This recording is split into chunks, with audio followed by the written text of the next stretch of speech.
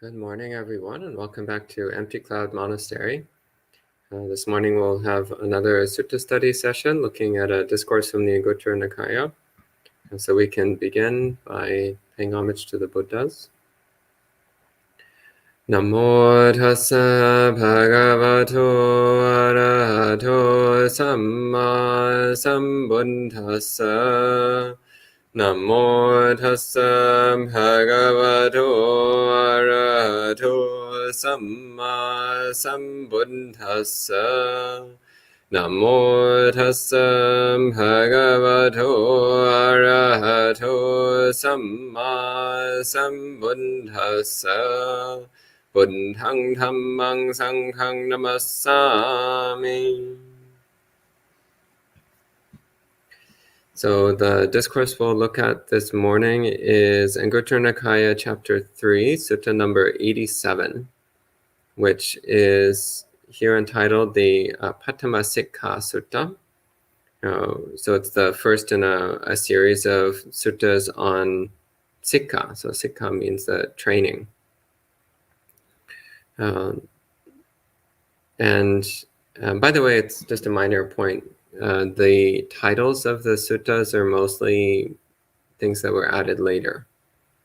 So don't get too caught up on the titles of suttas. The titles of suttas often are not necessarily what the Buddha would have named them, except in a few cases.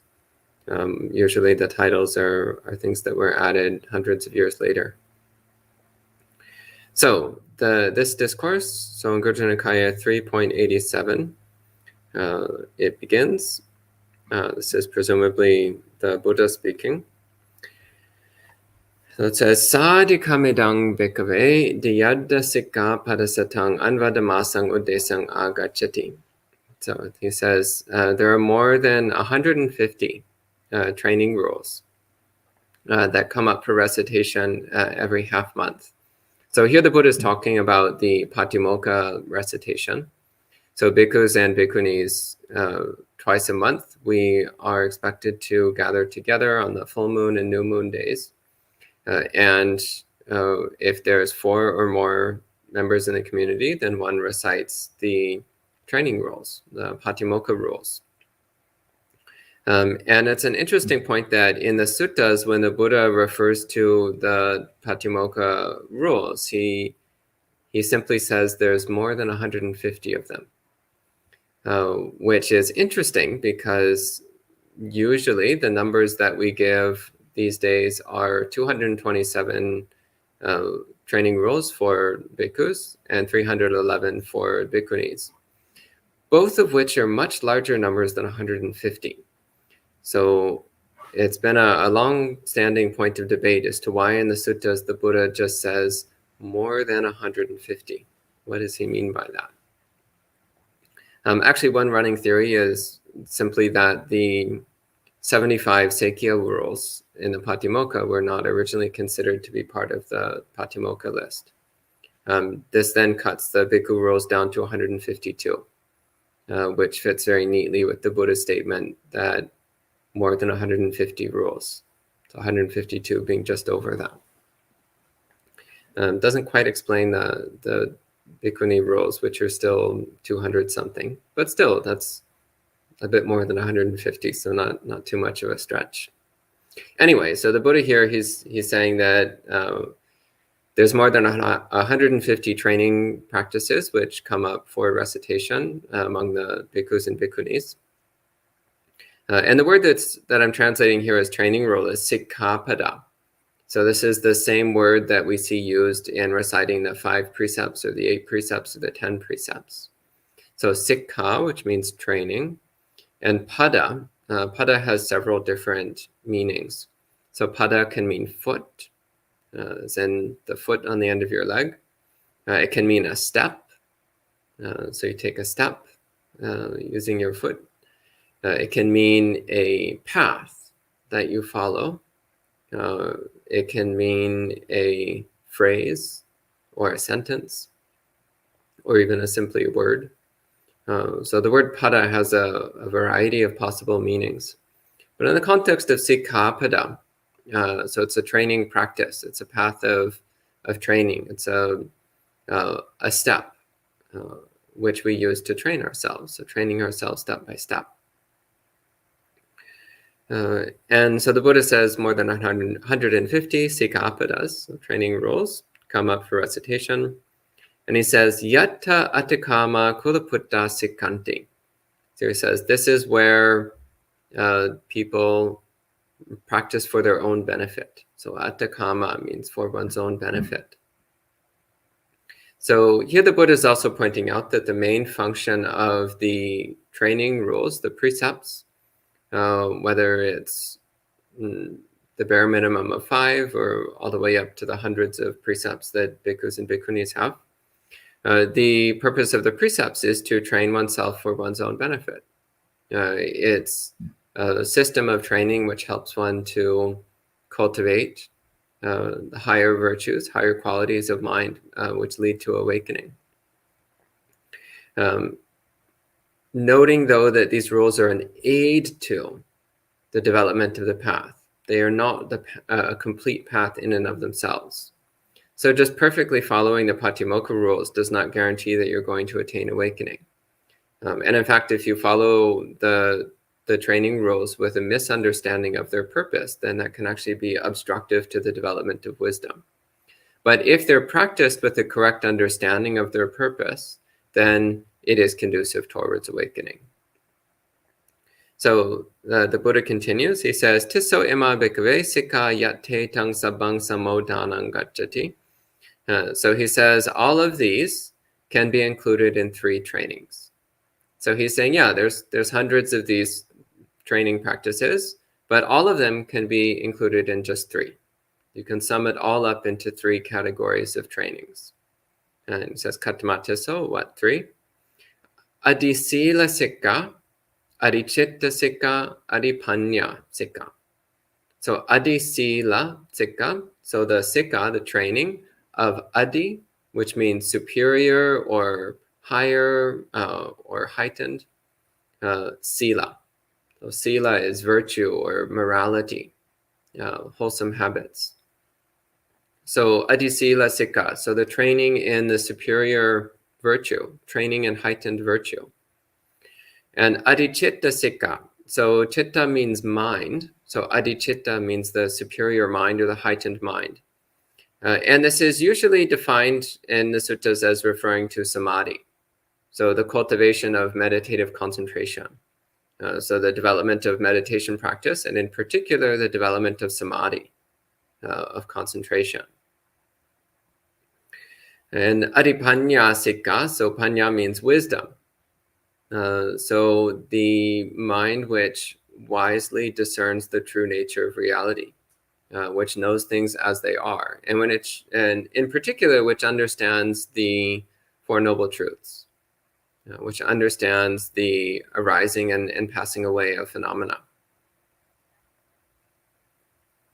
So the Buddha says, Imako bhikkhave tisso sikha yate tang sabang samodanang gacchati. He says, these are the 3 trainings, which all of the others, the 150 plus, fit within, or can be gathered within. So then next the Buddha divides this into 4 categories.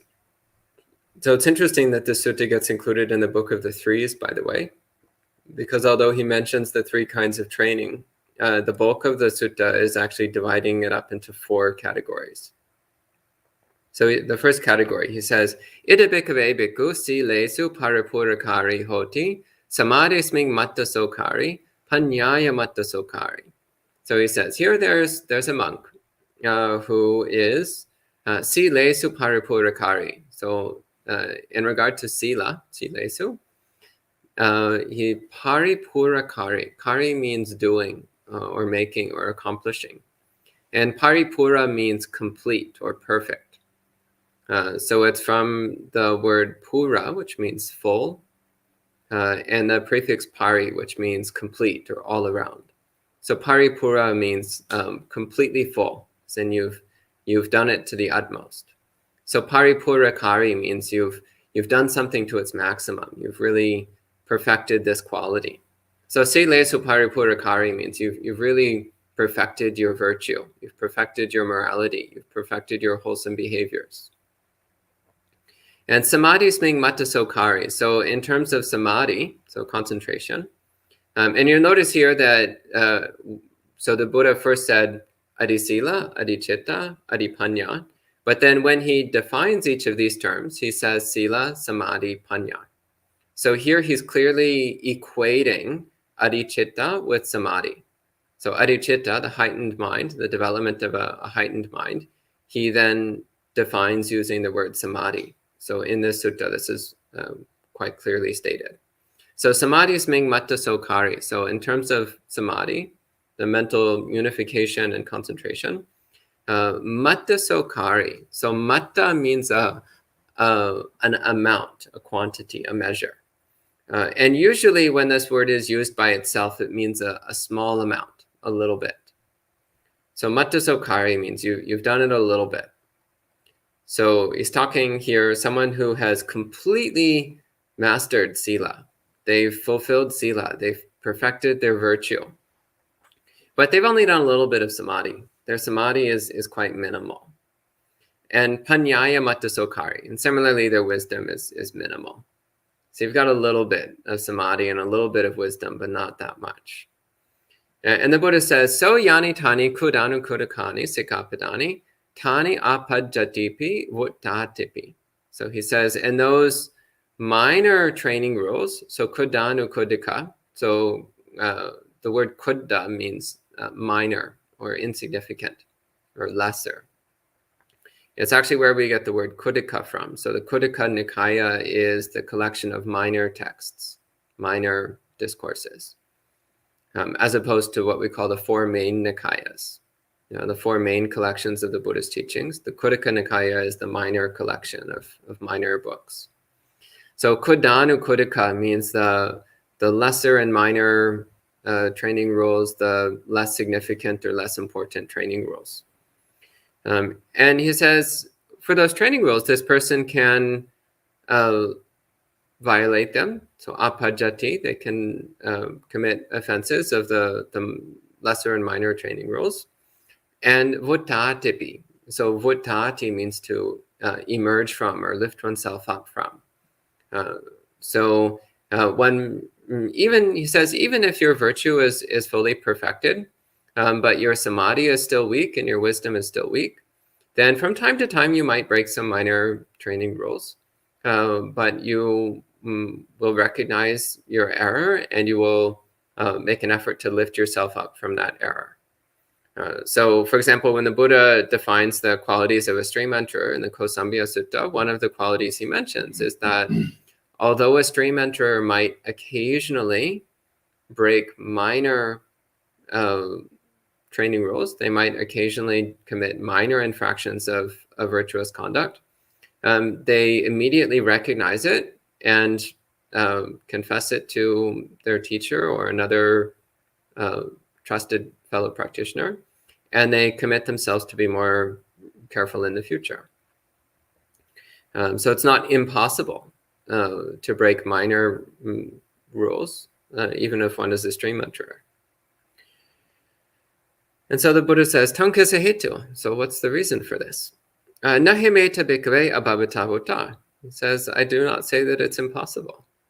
In other words, he's saying it's not impossible for even someone whose virtue is perfected. It's not impossible that they might occasionally break minor training rules. And if one studies the Patimokkha in detail, which I don't really recommend unless you're either a bhikkhu, bhikkhuni, or planning to become one. Otherwise, there's not really much point in studying the Patimokkha in depth. But if one studies the Patimokkha in depth, it becomes clear that many of the principles there are really minor stuff, like really petty minor stuff, which is clearly not a major obstacle to awakening. They're still useful principles of training, which is why we keep them. But it's nothing dramatic or major. So minor infractions are something that even an awakened being might do from time to time.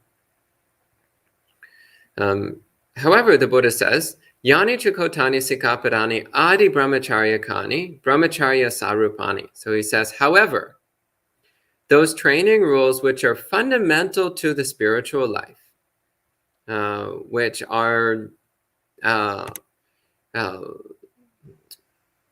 you might say, the essence of the holy life, which are the basic foundational, based on the basic foundational principles of the spiritual life. He says, Tatta duvasilo, chahoti titasilo. So there one's virtue is solid and stable.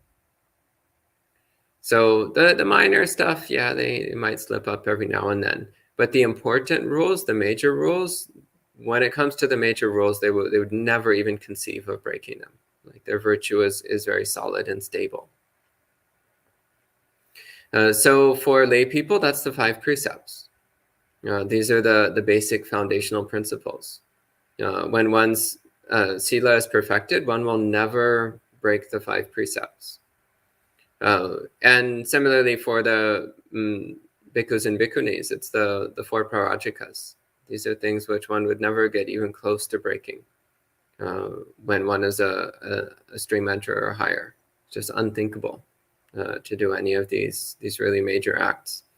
And many of the other training rules in the Patimokkha, and I'm not going to go into detail at this time, or else we'll be here for hours. Many of the other training rules are also quite major moral principles, which also a stream enterer would never even think of breaking. They wouldn't even get close to it. And so he says, samadhaya sikati sikapadesu. So one takes on and trains in these training rules. So these, the really major and important ones, one is thoroughly committed to them, unwaveringly and unfaltering.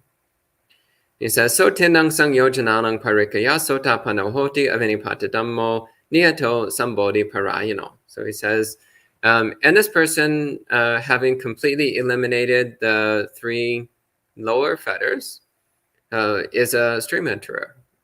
So not subject to downfall. That means not subject to being reborn in the lower realms below the human realm.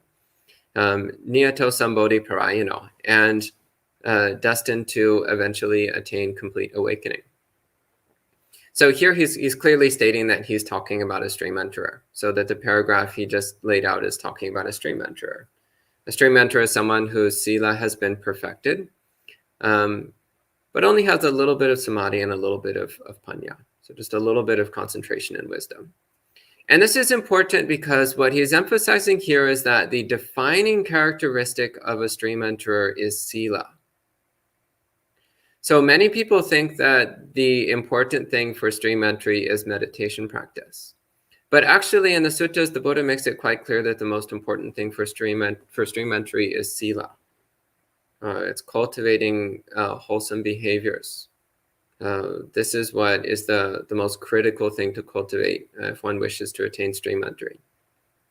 Of course, meditation practice is also important and in fact indispensable if one wants to make swift and sure progress on the path.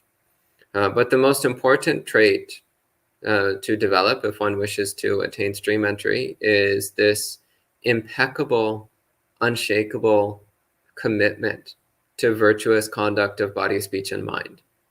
This is what helps one to progress toward stream entry most swiftly and surely. And that's supported by developing concentration and wisdom, as he mentions. So one has a little bit of samadhi and a little bit of wisdom, but those aren't the main qualities of a stream enterer. The main quality of a stream enterer is virtue, sila. Then the second category, the Buddha says, Itapana bhikkhave bhikkhu sile suparipurikari hoti samadhisming matasokari, panyaya matasokari. So here he gives the same description. So someone whose sila is perfect, and they have a little bit of samadhi and a little bit of wisdom. So this is the same as for the stream enterer. And similarly, he says they might break some of the minor training rules and emerge from that. So occasionally falling into infraction of minor rules, but then they make an effort to lift themselves up from that, to emerge from those behaviors. And similarly, he says this is not impossible, but the major rules, the rules which are fundamental to the spiritual life, those rules, they will never break. They're firmly committed to them. And so then he says, such a person, having eliminated the three lower fetters and having weakened raga dosa moha. So raga dosa mohanang tanuta. So tanuta means to weaken or diminish. And it has the sense of making something very minor, very minute. So similar to the English word tenuous. It's where something has just the tiniest bit of hold on you. So raga dosa mohanang tanuta. So one who has greatly reduced their lust, aversion, and delusion. He says such a person is a sakadagami. So sakadagami literally means coming back once, returning once. And he says, Sakadeva imang lokang agantva dukkha santang karoti. So such a person can return to this world, that means the human world, at most one more time before making an end to suffering. So a stream enterer is someone who might be reborn as a human many, many times before they attain awakening. They will definitely eventually attain awakening, but it might take them several lifetimes. Whereas a once returner is someone who has weakened their defilements to the point where they're almost ready to break. They just have the most fragile grip on the mind. So just one more life as a human would be enough to finally break the grip of those last few defilements. And they might be reborn as a deva or in one of the heaven realms as well, so not necessarily as a human. If they do come as a human, though, it will be a maximum of one more time. Then the third category, he says, Itapana bhikkhave bhikkhu silesu paripurakari hoti, samadhisming paripurakari, panyaya matasokari. So here he's saying this is someone who has fully developed their virtue, fully developed their sila, and has also fully developed samadhi. So their concentration is extremely strong. So full development of samadhi means that they can easily enter jhana. They can easily enter and remain in jhana whenever necessary. So their cultivation of meditation is very well advanced. And in particular, the cultivation of samadhi, of concentration, is very strong. However, their wisdom is still a little bit minimal, a little bit on the weak side. So they only have a certain amount of wisdom, just a little bit of wisdom. And he says, once again, he says this person can still break the minor training rules. The more insignificant training rules, they might still occasionally break them. This is not impossible. And just as with the previous ones, he says, however, the major rules, the rules which are fundamental to the spiritual life, they remain solid, stable, unwaveringly committed to following the major rules without wavering, without falling back. And he says, so panchanang oram bhagyanang sangyojananang parikaya opapatiko hoti tattaparnebhai anavati dhammo tasma loka. So he says, such a person, having completely eliminated the 5 lower fetters. So the 5 lower fetters, so just to be clear, since I didn't mention this earlier, the first 3 fetters, the obstacles to stream entry, are Sakaya Ditti, which means the identification with body and mind. So thinking, I am this body and mind. Second one is skepticism, in particular, doubt about the accuracy of the Buddha's teachings. And the third one is Silavata Paramasa, which means a misunderstanding of precepts and spiritual practices. So one needs to understand the purpose of precepts.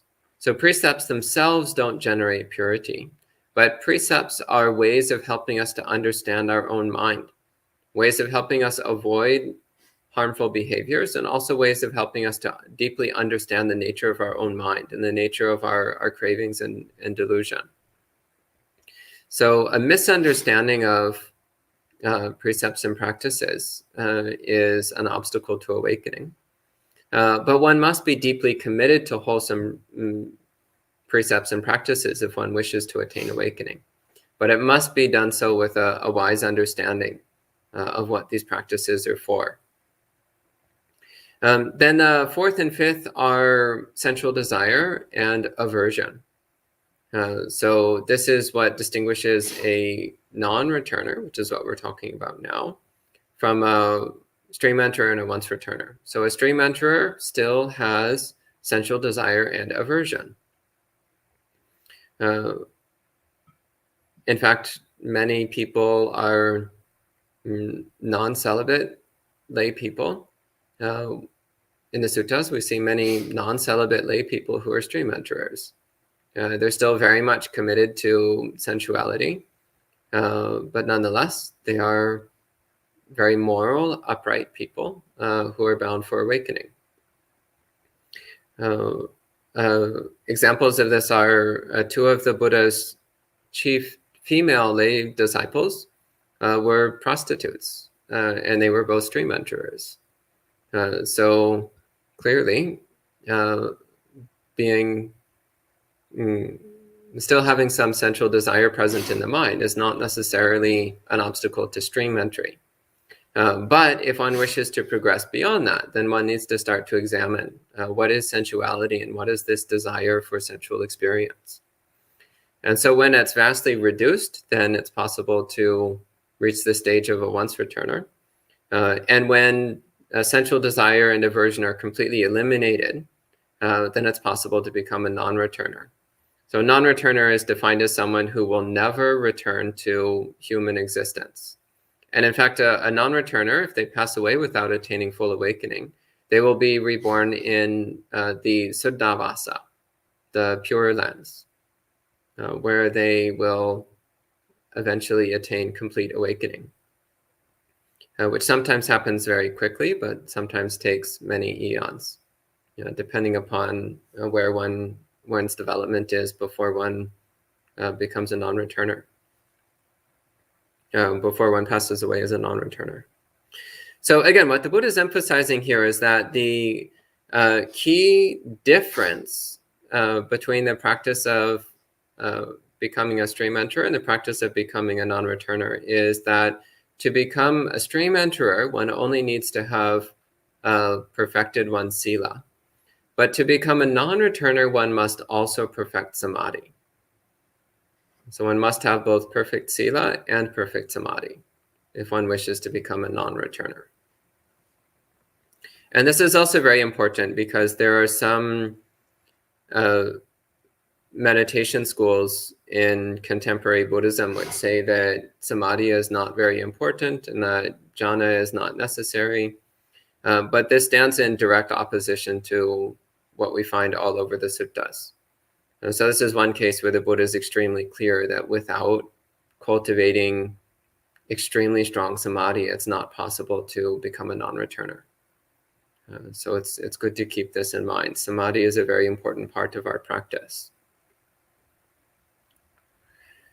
And then the fourth category, the Buddha says, Irapana bhikkhave bhikkhu silesu paripurakari hoti samadhasming paripurakari panyaya paripurakari. So here one has perfected sila, one has also perfected samadhi, and one has also perfected wisdom. So you've completed sila, you've completed samadhi, and you've completed wisdom. So you have a full development of all three of these trainings.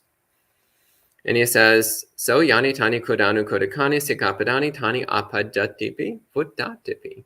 So again, he says, even someone who has fully perfected sila, samadhi, and panya might still occasionally break minor training rules. This might come as a surprise. You would think that by the time someone becomes an arhat with their perfect virtue, perfect concentration, and perfect wisdom, you would think that they would no longer break minor rules. But actually, that's not the case. And the reason for this is because, as I mentioned earlier, Many of the minor training rules are not necessarily moral principles, but rather they're training practices which are meant to support the development of the higher mind. They're meant to help us in cultivating one's heart in preparation for awakening. But they're not necessarily unwavering moral principles. So one can make this division between training rules, which are unmistakably moral principles, such as not killing and not stealing and so on, versus training rules which are non-moral, but which are supportive to one's practice, such as not eating after noon, or not using luxurious beds. Again, it's not like lying down on a luxurious bed will instantly obstruct you from awakening. But by refraining from using a luxurious bed, that can help you cultivate the qualities of mind which lead to awakening. That's an important distinction there.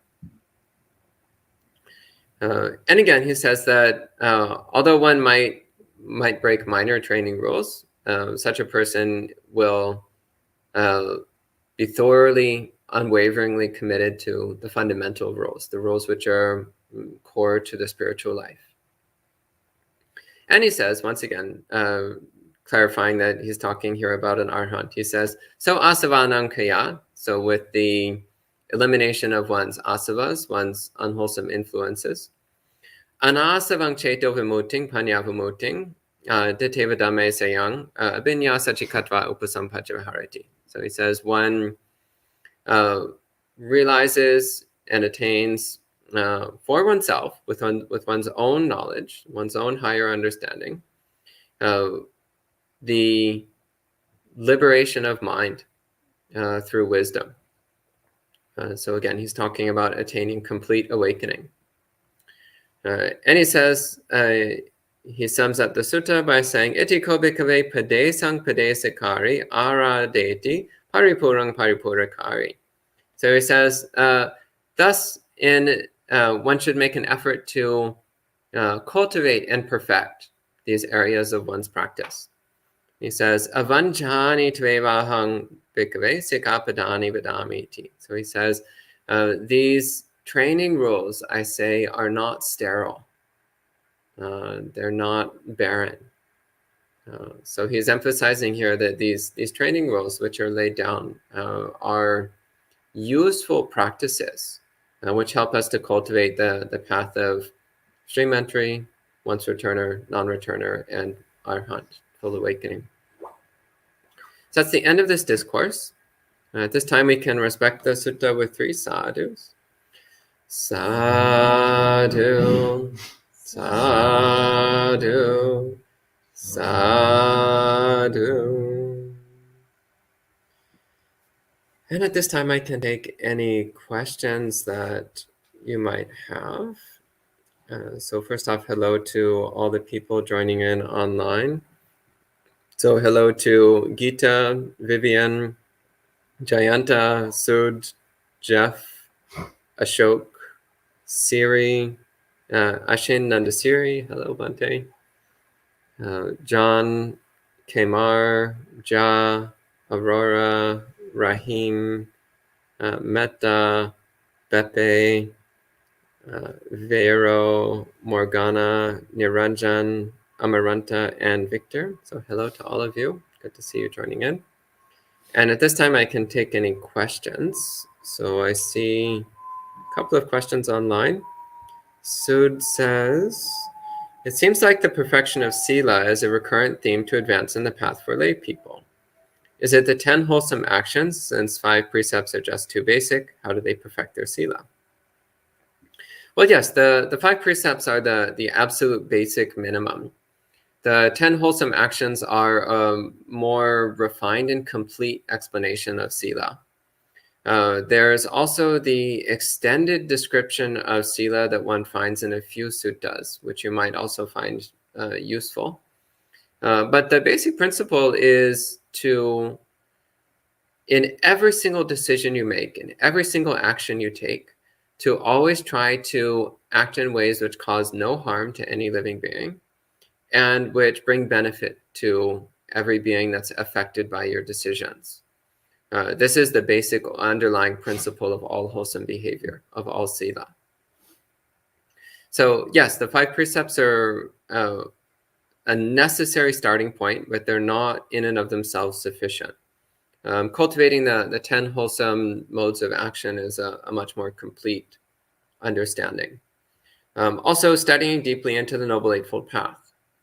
That will also give you a pretty good understanding of what perfection of sila means.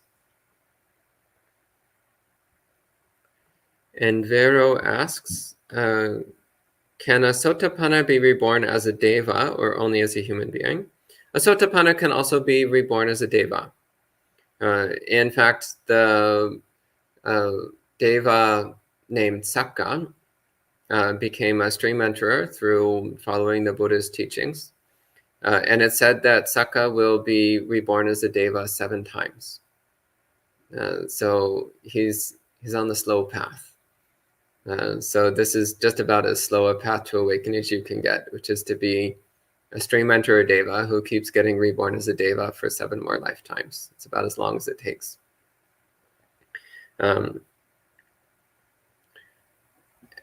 actually the absolute longest one is to be a non-returner, we call it Udang Sotagami, an agami. So a non-returner who is going upstream. So this means someone who cultivates just enough to become a non-returner, but when they are reborn in the Pure Lands, they still have everything to do. Like from the stage of non-return up to arhat, they still have to do everything, and that takes many, many, many eons in the Pure Land. So the Pure Land, your practice goes extremely slowly. It inevitably progresses towards full awakening, but it's extremely slow. So that's actually the slowest path to awakening. But at that point, you don't care because you're a non-returner, so you don't care how long it takes. Time is only relevant to unawakened beings. Once one gets, actually even once you become a stream enterer, then time doesn't really matter that much anymore. And definitely once you're a non-returner, time just is completely meaningless to you. There's no relevance whatsoever.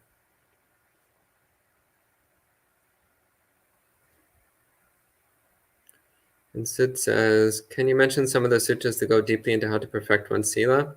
Send me an email. I actually don't remember off the top of my head. Unless one of the others remember off the top of your head. There's a couple in the Digha Nikaya, but I would have to look it up to get the titles. Send me an email, and I'll get you the titles. That's the last question from online. Anything from the monastery residents? No? Okay. So we can end with 3 sadhus. Sadhu, sadhu, sadhu.